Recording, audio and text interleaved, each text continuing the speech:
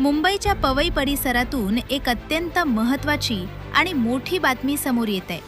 पवईतील तुंगा गाव लोढा सुप्रीमस आउटगेट जवळ 24 मे रोजी झालेल्या युसुफ नावाच्या 55 वर्षीय व्यक्तीच्या हत्येचा छडा लावण्यात मुंबई पोलिसांना अवघ्या काही दिवसात यश आले।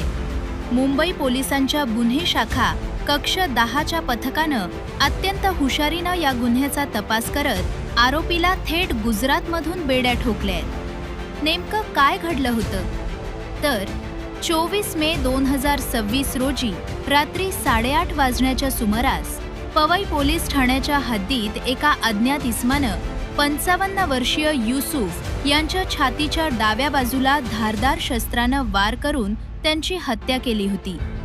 या प्रकरणी पवई पोलीस ठाण्याचे पोलीस शिपाई विजय अरुण घाडगे यांच्या फिर्यादीवरून खुनाचा गुन्हा दाखल करण्यात आला होता। घटनेचं गांभीर्य ओळखून कक्ष 10 गुन्हे प्रकटीकरण शाखा गुन्हे अन्वेषण विभाग मुंबईच्या पथकानं तात्काळ घटनास्थळाला भेट दिली आणि विविध तपास पथके तयार केली। आरोपी गुन्हा करण्यापूर्वी कुठून आला आणि गुन्हा केल्यानंतर कुठे पळाला याचा माग काढण्यासाठी पोलिसांनी परिसरातील तब्बल 100हून अधिक सीसीटीव्ही फुटेजची पाहणी केली।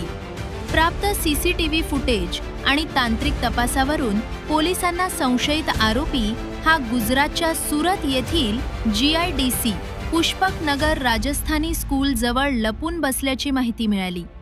मुंबई पोलिसांचे पथक तात्काळ सुरतला रवाना झाले आणि त्यांनी तिथून दीपक उर्फ दीपू नथुप्रसाद वर्मा या 26 वर्षीय आरोपीला ताब्यात घेतले। पोलिसांनी जेव्हा त्याची कसून चौकशी केली तेव्हा त्यानं आपला गुन्हा कबूल केला। अवघ्या एका आठवड्यापूर्वी झालेल्या एका वादाचा राग मनात ठेवून त्यानं युसुफ यांची हत्या केल्याचं समोर आले आहे। सदरची धडक कारवाई ही पोलीस आयुक्त देवेन भारती, पोलीस सह आयुक्त अनिल कुंभारे, अपर पोलीस आयुक्त कृष्णकांत उपाध्याय, पोलीस उपआयुक्त नवनाथ ढवळे आणि 6 पोलीस आयुक्त सदानंद राणे यांच्या मार्गदर्शनाखाली पार पडली। कक्ष 10चं प्रभारी पोलीस निरीक्षक विशाल राजे, सहाय्यक पोलीस निरीक्षक गणेश तोडकर, पूनम यादव, अश्विनी रायबोले, योगेश जाधव आणि त्यांच्या संपूर्ण पथकानं ही कौतुकास्पद कामगिरी केली आहे। आरोपीला पुढील कायदेशीर कारवाईसाठी आता पवई पोलिसांच्या स्वाधीन करण्यात आले आहे। या संपूर्ण प्रकरणावरून पुन्हा एकदा सिद्ध झाले आहे की गुन्हेगार कितीही हुशार असला आणि कुठेही पळून गेला तरी मुंबई पोलिसांच्या नजरेतून आणि हातामधून सुटू शकत नाही।